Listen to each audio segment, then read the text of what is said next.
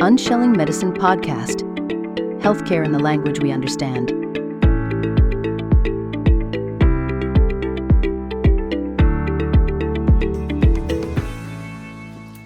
Hello, everybody. Welcome. So today we have a topic that some people are well versed, some people are curious, other people are like, no. I don't, So whatever the case, wherever you fall in those categories, you're going to learn something today. So I'm very happy to have Sarah Wellband with me. Sarah Wellband is a remedial hypnotist. So we're going to be talking about Hypnosis. Yeah. And people are not everybody is aware of its benefits or how it's practiced, and not a lot of people are comfortable with going under hypnosis. So yeah, it's going to be a lot of education today. I mean, I know a few things, but I'd like to learn from you. So Sarah, welcome. Thank you very much. Thank you very much. I think that the first thing to address is what you brought up is the going under.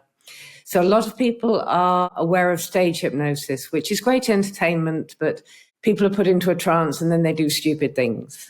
The other end is hypnotherapy, which is a therapy that people use for all sorts of things, from anxiety, bad habits, smoking cessation, etc. But that also involves people being put into a trance, people going to sleep. It's not actually going to sleep, but not being able to use their conscious minds anymore. The difference with the remedial hypnotism is we don't use trance. Okay. So it's much more like a talking therapy. We use hypnotic techniques and we talk directly to the subconscious, but the client is awake, is aware of what's going on, can communicate, can take part in the whole process. So it's much more like a talking therapy than a one-way conversation. Okay. That's the big difference between hypnotherapy, which would be the closest thing, and remedial hypnotism. So, Sarah, if the conscious mind is still aware of what is going on, isn't it creating a conflict? Because the conscious mind is part of the mechanism that, blocks the subconscious, for protection.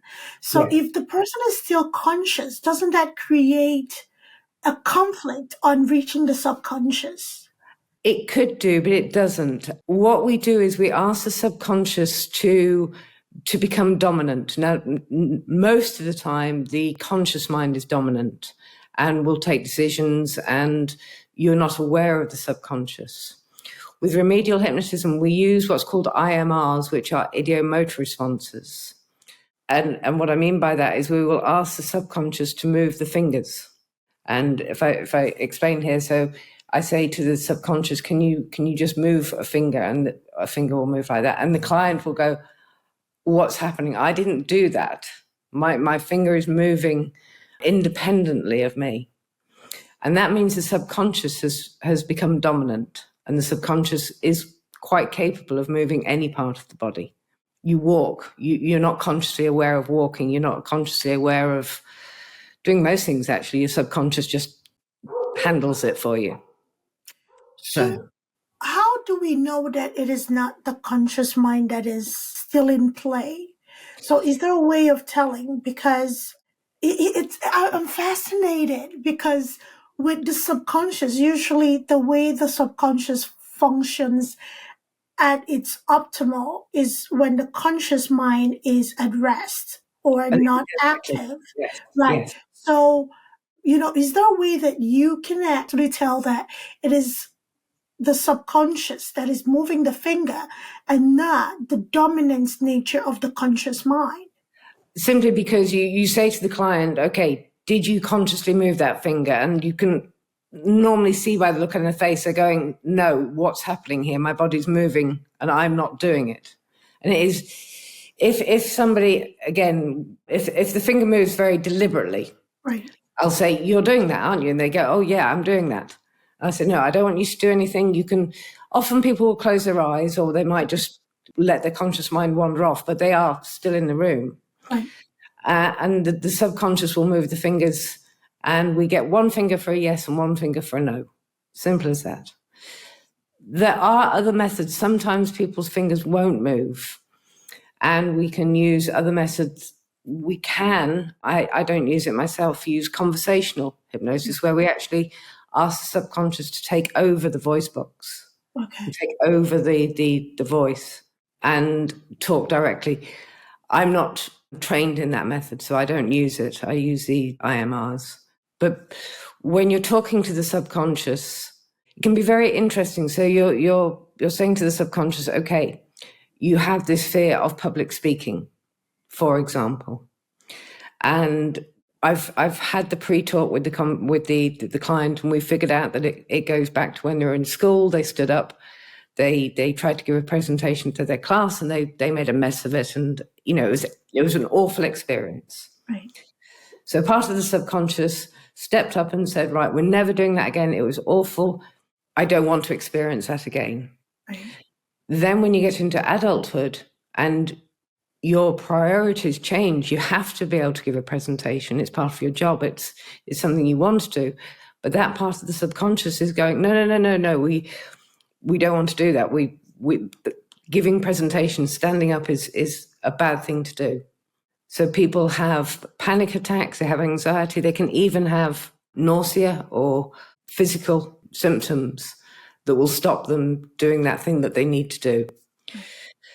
So what I will do is say, okay, I need to speak to the part of the subconscious which developed that strategy for protecting that person when they were a child.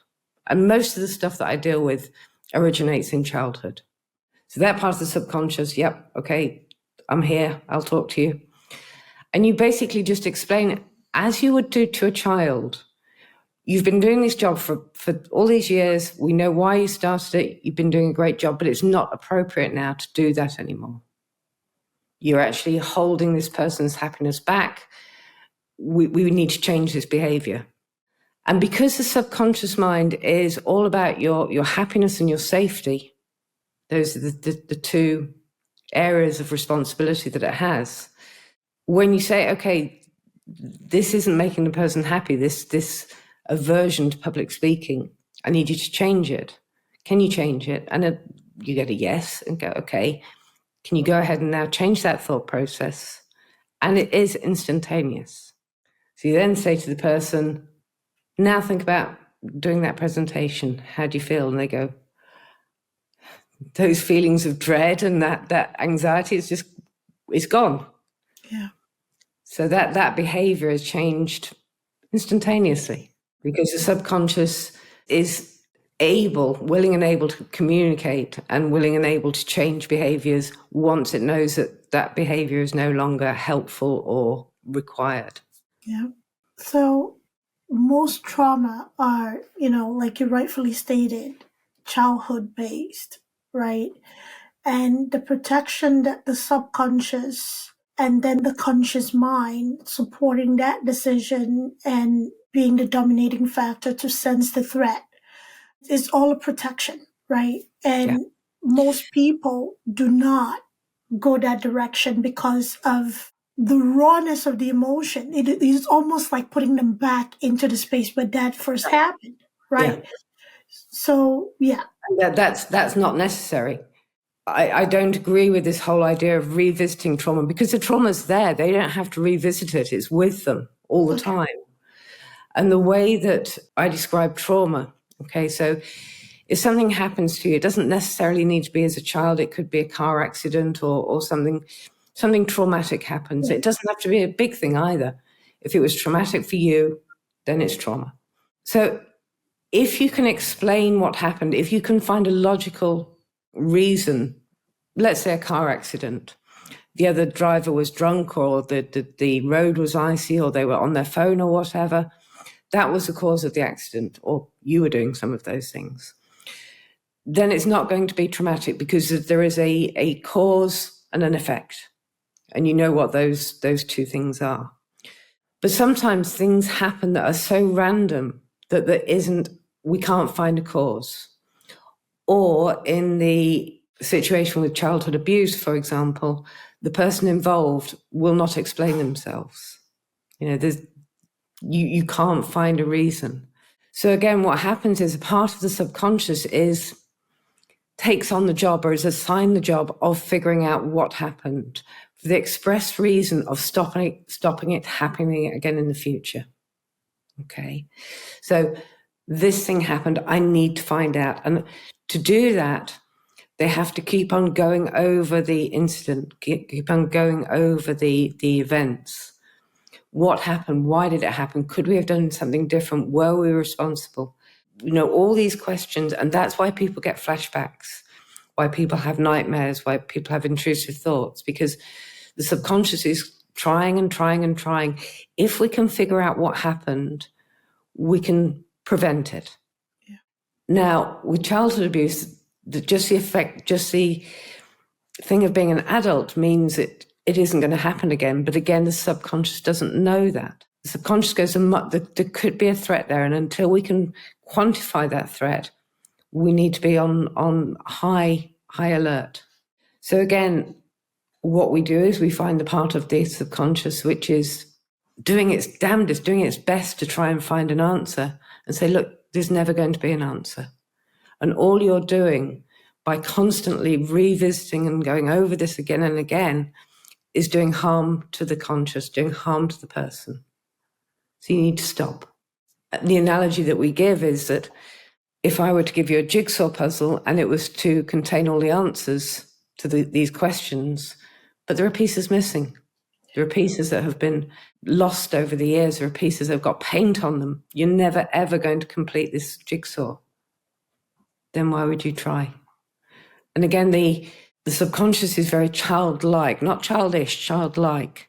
If you can say to the subconscious, there's no reason to do this, there's no purpose, and you're actively harming the person by doing it, it'll go, okay, I'll stop. And I worked with a woman who'd suffered trauma very much as an adult, 3 very traumatic events, all unrelated, but all in a very short period of time.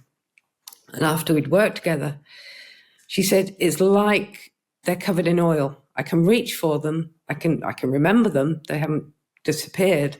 But when I try to grasp them, they just slip out of my hand. They can't hurt me anymore. So that was a really good example of the subconscious had changed, again, the thought process, the thought pattern, so that it wasn't relevant anymore. So are there certain things that in your practice you recommend actually visiting that event to either better understand or better come to terms with, or you don't encourage that at all? Again, as I said, that trauma or PTSD or CPTSD, it's with them all the time. That's why they're seeking therapy. So there is absolutely no value and no purpose to force somebody to go back and explain what happens. I've had situations where a client said to me, I cannot tell you what happened. I can't put it into words. I know what happened. It's there. It's in my head all the time, but I don't want to tell you. And I just, again, talk to the subconscious. And afterwards, they've been able to tell me, because there's no emotional connection anymore. We've split the emotion from the logic. So I don't see any value in getting somebody to tell me a story that they don't want to tell me. Right. That makes sense. Healing is not an easy journey. Trauma is not something fun to experience. And most people, myself included, find the healing journey to be one that is challenging because of the need to revisit things and discuss things and, face things head on. Yeah. It's painful, it's uncomfortable. That is the path that my healing took. However, the other side of things, healing is lifelong. Again, it's not just, a place and time and that's it. It gives you those methodologies to better manage yourself, to understand that, okay, this thing is coming or this feeling is coming, but I don't have to have it dominate. So to hear about having to let these conscious mind, kind of like take a rest, while the subconscious acknowledges what happened without having to go through the trauma is quite impressive. actually. Yeah, I mean, if we could deal with all problems just using our logic and our conscious and our rational mind, we wouldn't really have any problems. We would say, no, it's ridiculous to smoke. We should only eat a certain amount of food. We should do all these things because they're rational, because they're logical. But we're not. We're only a tiny part of rational and logical. We're mainly emotion. Yeah. And imagination. And the way that we describe it, the best way I can describe it to your listeners is that if you imagine your mind is like a ship and you've got a captain on the ship, which is your conscious mind, your logical, rational mind. And the captain knows where you want to go, what you want to achieve when you get there, the basic premise of your life. But there's only one captain. And as you know, you can only do 3 or 4 things at one time before you have to shift your focus. Yeah. So your conscious is very deep, very narrow.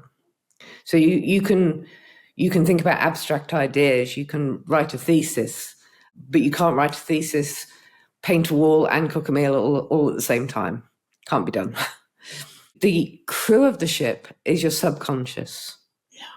Now, your subconscious doesn't have the ability to rationalize, to think deeply, to problem solve, but it does cover all your emotions, your imagination, your memories, your creativity, basically anything that you are not thinking about consciously at any particular time. Your subconscious is taking charge of that. Right. And that's why we circumvent the captain and go straight to the crew, because the crew is where the issues are. Right. So the captain is standing on the sidelines. And again, the captain wants you to be happy, wants you to be functioning well. So why wouldn't the captain let the crew just take over and say, okay, this is what we need to do? Another analogy that I use, a colleague of mine introduced me to, is if you imagine the difference between hypnotherapy and remedial hypnotism. So if you imagine a nightclub, disco, and the subconscious are all inside this nightclub and they're all bopping around, having a good time, dancing, etc. The bouncer on the door is the barrier between the conscious and the subconscious. So a hypnotherapist will put the bouncer to sleep by using a trance and go into the nightclub and try and find the part of the subconscious that is smoking or drinking too much or anxiety or PTSD or whatever, and deal with it in situ. With what I do, we actually ask that part of the subconscious to come out of the nightclub, to come around the back of the conscious mind and just come out and talk to us directly. So from a practical point of view, if we hit any barriers, I can say to the subconscious, can you put into the person's conscious mind what you want to talk about? Because often we will be doing a session and, it could be overeating, it could be anything. And I say to the subconscious at the end, is there any other part of the subconscious that would like to talk to me? And all of a sudden a stray finger comes up. I haven't got a clue what this is about, but there's obviously something that the subconscious would like to communicate. So I say to that part of the subconscious, can you put into the person's mind what it is you want to talk about? And I had this the other week with a lady, and she said, my brother, I've got a big problem with my brother. We're fighting all the time. She said, I hadn't even thought about it, but that thought had just popped into my head. So it's really, practical, I suppose, is a word that we can, if that had happened during hypnotherapy when somebody's in a trance, you'd have to bring them out of the trance, put them back into a trance. It's much more time consuming. Right. Whereas if we can work with both the conscious and the subconscious at the same time, we can get a lot more done in the same period of time. So, in the instance you mentioned about the lady, that the one thing that popped out was her issue with her brother, right? The problem she was having with her brother. So that is kind of like a straightforward answer, right? Yeah. In a case where the multiple things, again, we're complex beings, right? There's so many things that sometimes layer, like the lady you talked about that had, a sequence of things happen in a short time frame, all related. So how do we dissect different things. So if the subconscious has had trauma over years or over a lifetime that has brought on like different barriers or bouncers, in this case, to actually having a person live a life of fulfillment. So how do we, Okay, so again, when we're talking to the crew, we will generally talk to one part of the crew.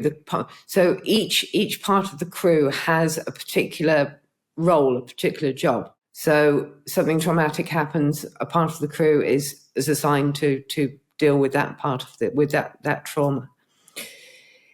If there are numerous things, what we can do is address the crew as a whole, and effectively we get one crew member to become a spokesperson for the rest of the crew. Because again, it sounds like we're putting everybody into different parts, but we're not. We're talking to the person. We're talking to the subconscious mind, and the subconscious mind is all interconnected. So we can say, okay, these traumatic events have happened throughout your life. None of them were your fault. That's really, really important, because especially with children are very egocentric. The world revolves about them, both good and bad. If something bad happens, then children will automatically say, well, I did something, I was bad. These things happened to me because of who I am, which couldn't be further from the truth. But that's the belief that they will develop. So if we've got multiple traumas, we can say that these things happen, but they weren't your fault. They weren't to do with you. We've got to change that pattern of thought. And once we get that acceptance, that the subconscious will accept, okay, I was 6 years old. I couldn't have caused this. Mum and dad were fighting. Must have been my fault. You get the adult to look at that and go, is that really what happened? Because again, when you have things that happen in childhood, you tend to look at them through the eyes of the child. You don't look at them and say, okay, I'm an adult now. I've got a 6-year-old. Could she split my marriage up? No. Therefore, that 6-year-old can't be blamed for what happened to her parents. Does that make sense? It does. Yeah. So getting somebody to look at the problem of a child through the eyes of an adult is a really important thing to do. And then again, you take that part of the subconscious, which is still operating on that childlike premise, and say, that's not correct. 1, it's not correct, and 2, it's not helpful. Yeah.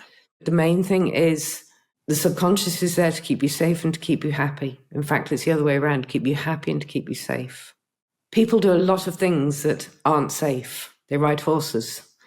They jump out of planes with little bags on their backs. They go skiing off piste. They do lots of things which are not safe, but it makes them very happy.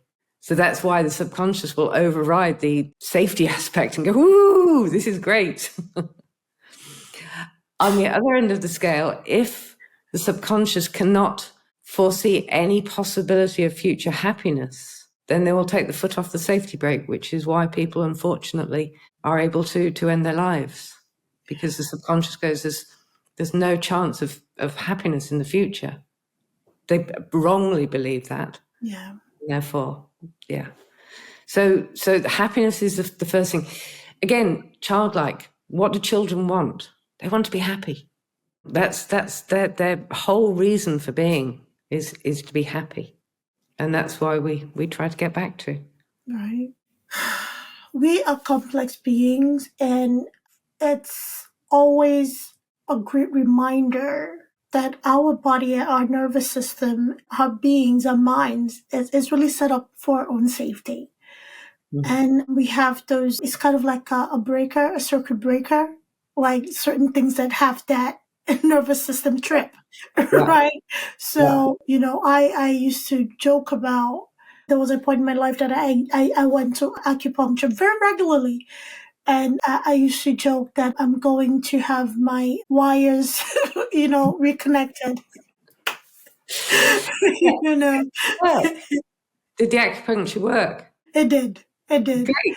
Yeah, I mean, there's a great deal to be said for if things work, then that's all that matters. It absolutely did at the time.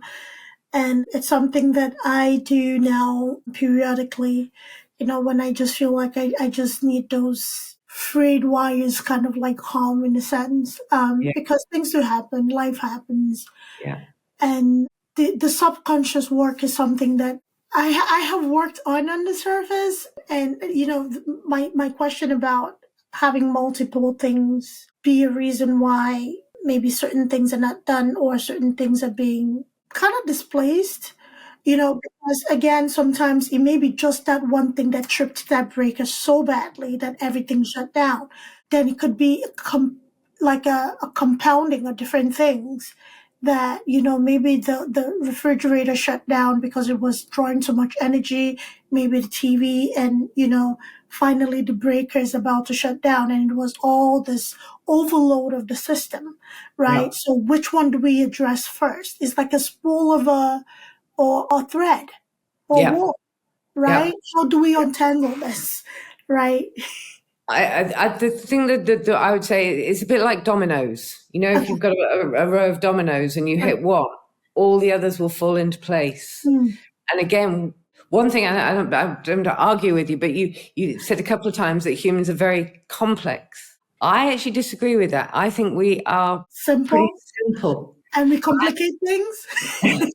Yeah, and a lot of it is down to the mental health industry. We are bombarded with things. You've got to have this book. You've got to have this antidepressant. You've got to have this. You've got to have, because you're so complicated, and you're such a mess. And we're going to fix you, but it'll cost a fortune. Whereas you look at a 4 or 5 year old child. Yeah. They just want to be happy, and as you get older, you have more things that get in the way of that happiness, and more things you have to consider. But I think we're pretty simple beings. And when I do this therapy, the last session I always do, I teach people how to do the therapy themselves, how to work on themselves, and how to talk to their own subconscious. Because I don't want people running back to me and going, I need to fix this. I want them to be able to go away and go, okay, I can talk to my own mind. I can talk to my own crew. I'm not frightened of myself. I understand myself. I understand my emotions. I understand why I think this way. Yeah. And that's beautiful. That is so empowering to be able to do that. It is, but not a lot of people are comfortable with the void.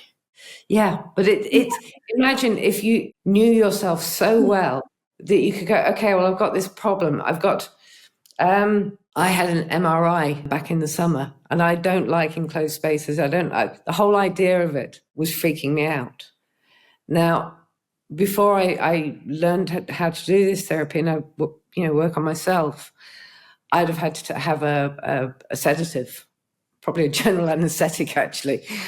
But I was certainly wanted something to, and I just went in there and I went off to my perfect place. Yeah. Which is a place in my own imagination where I'm safe, I'm calm, I'm well, nothing can hurt me. I was in that bloody machine for about 30 minutes and, I came out and my blood pressure was completely normal. And so that it's not just a woo thing. There are loads of practical things you can use it for. Yeah. Well, okay, so Sarah, question for you. Yes, you do teach people how to utilize this methodology to help, with managing whatever it is that is going on with them in the moment or impending.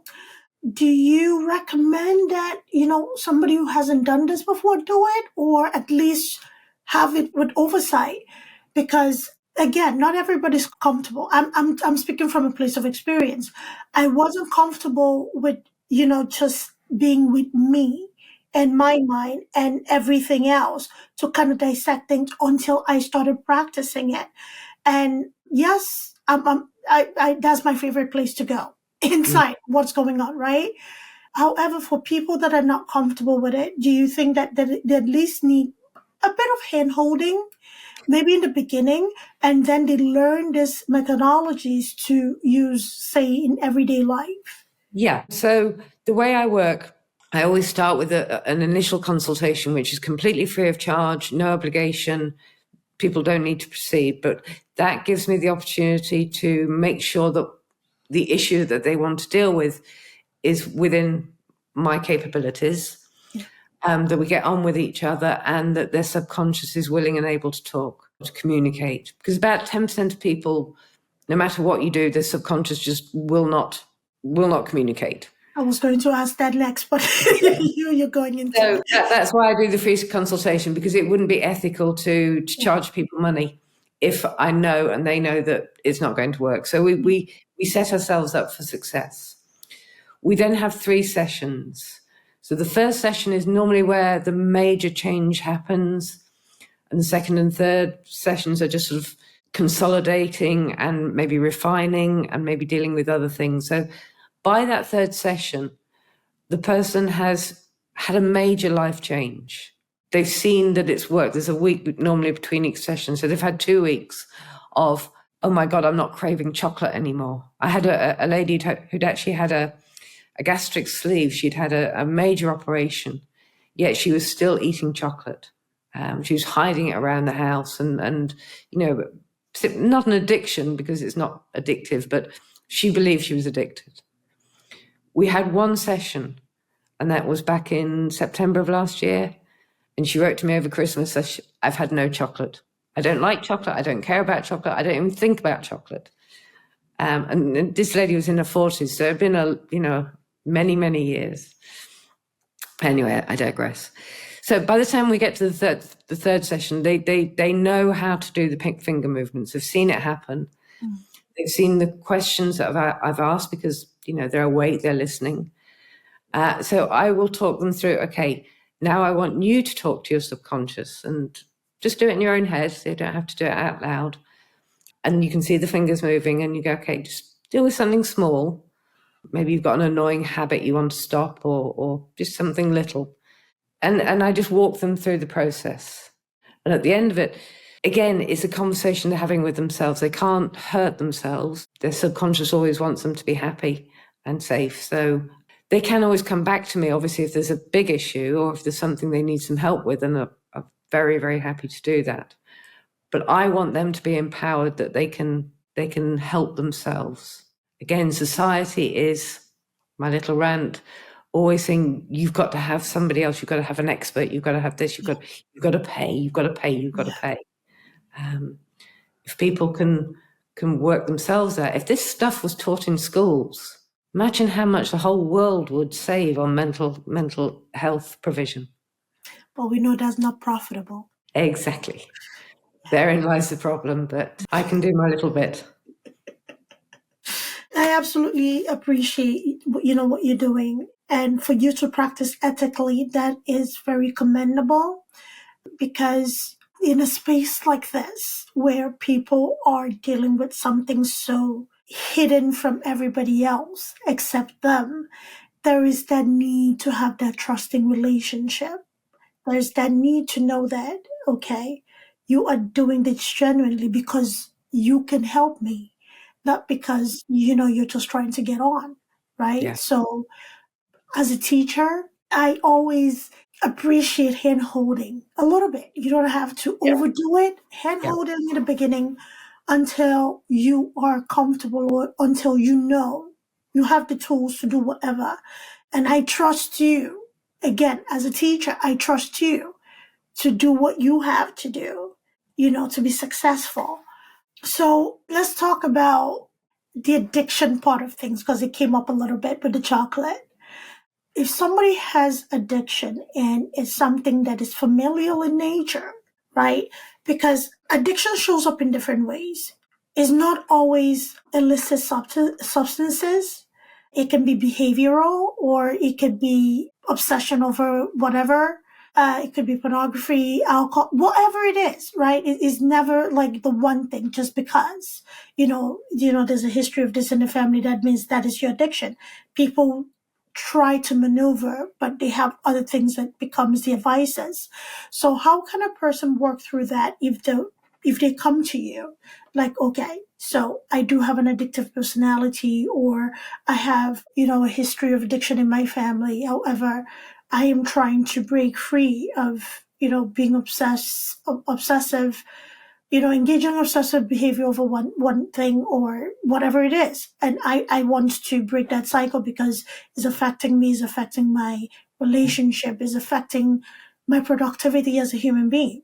So in that case, with that knowledge that somebody's come to you with, a healthy family history, how is that process like? We always go to the root. Okay. What's the origin? Because things like even hard drugs and alcohol and things that are very dangerous for us, that's not the addiction, that's what we're using to deal with our problems. So what you've got to do is find the problem, find the root cause. And the subconscious knows what that is. Even if you're floundering around and I don't know why this is, I can tell you the subconscious knows. The subconscious knows that, okay, let's take something that is not particularly emotional. Food is a big one. And I've done quite a lot of work with weight control over the last year. When you're little and you're unhappy or you're bored or you're fed up or you're crying your eyes out, you're in a tide of emotion. Yeah. What do you normally get given by mum or dad to make you feel better? A cookie, something sweet, food. Exactly. And that doesn't have to happen very often for the subconscious to go, oh, okay, when we're feeling bad, we're feeling unhappy, something sweet always makes us feel better. Guaranteed, absolutely guaranteed. We've lost our toys, something's happened, that piece of chocolate, that piece of cake, that cookie, that makes the world right. And when you're little, that's true. It's perfectly true, perfectly good strategy. Two things. One, there's somebody else in charge of the cookies. So you get one cookie and that's it. When you're an adult, however, one, you're in charge of buying the cookies and having them in the house so you can have as many as you like. But more importantly, you can't deal with adult problems with a child's solution. And what happens is people go, I'm unhappy, life's getting me down. And the subconscious, that part of the subconscious, go, have a cookie. Yeah. Always worked when we were a kid. And then what happens is 5 minutes later, you've got two problems. You've got the original problem you started with, and you've got your unhappiness that you've just eaten a whole packet of biscuits. Not one, whole packet. So again, that part of the subconscious is doing its best. It's saying, this is what made us happy back then. So let's do that. Let's do whatever we can to try and make us happy. When you first got drunk and you had such a laugh, you were rolling around, you had a great time with your friends and you felt amazing. Again, a bit of the subconscious will hang on to that and go, wow, that was amazing feeling, that first drug, that first joint, whatever it is. You're trying to recreate that, not by trying to harm you, because you just want to grab that little moment again. We're not that complex. We're pretty simple creatures. We will try and, I want to feel like that again. Yeah. So back to the original problem, the root cause or the root solution that worked then is not working now. I've had a couple of people, by coincidence, 2 people recently with Coca-Cola or Diet Coke addictions, like 6, 8, 10 cans a day. And both of them stopped within a couple of weeks. Wow. So this is impressive. And I like your approach of not making the trauma worse, rather than like, let's address the root cause, let's address the emotions behind the behavior. So Yeah. that is very helpful. So given geographical differences, so somebody's listening to us today and they really do want to work on that aspect of life that is affecting them, whether it's public speaking, whether it is the boldness to pursue a passion, whether it is obsession over anything, substance, food, etc. If they want to work with you, what is that process like? So the best way to get hold of me is through the website, which is outofchaostherapy.com. I live in a village called Chaos. So outofchaostherapy.com, or you can look me up on social media. I'm all over the place and get in contact with me. You're on the east coast of the States, so the time difference isn't too bad. I've worked a couple of times with people in California, but it's sort of the start of their day and the end of mine. But with you guys, I think it's about a 5 or 6 hour difference, so we can work together. Yeah. So that's Beautiful. Okay. Beautiful, yes. But as I say, the main thing is that I always start with that free consultation, and it's not 10 minutes, it's a full hour session, because it's important, that we have a relationship, that we have a rapport, that we're comfortable working together. Mm-hmm. So that's really important to do that. It is. It's absolutely important, because you have to trust me to help you, and I have to trust you that you can help me. So that relationship is very, very important. So for everybody who's listening, there is help.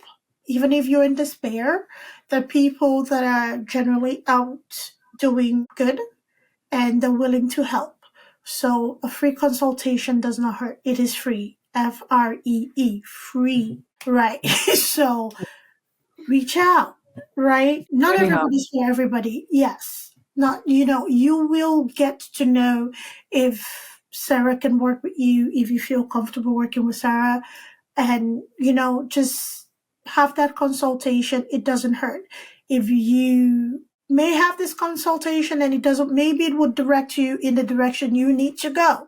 Who knows, right? But one thing I would say is that if you're at the end of the consultation, people, we decide together it's not right for them, they will know more about themselves at the end of the hour than they did at the start. So. I would bet an hour is a long time. An hour is a long time to dissect things. Again, I like that analogy of a spool. You are unwinding that thread. You may not get to the middle of it, but you'll be, halfway in, and you'll understand, what is going on and how to go about addressing it. So please, you heard Sarah, all the information about how to reach our website, email, everything, socials will be in the show notes. So reach out, follow, maybe research her methodology or look at what she's done in socials and see if this is somebody that you may want to work with or reach out to. So we are human beings, not as complex as we may think. We just want to be happy. That's exactly. That's what it comes down to. We just want to be happy. So it's not as hard. We complicate things, and I learned today. We complicate things. So please reach out, see what, can come of it. So Sarah, I thank you. I'm grateful you made it here. Really talking to you. Really enjoyed it. Thank you very much. Here. Thank you so much. And everybody, thank you for listening. Please let us know what you think. If this is something new to you, you learned something, we'd like to know that. If this is something that maybe you were looking to explore but did not want to go under trance, and, this is a new way of getting to that healing phase, let us know that, because I learned something today. I thought all of it was kind of the same, but now I learned something today. So again, thank you everybody for listening. Thank you, Sarah, for being here. And Sarah has horses. Say hi to the horses. Which need feeding, I'm afraid. Yes. Thank you for being here. Take care of yourself, everybody.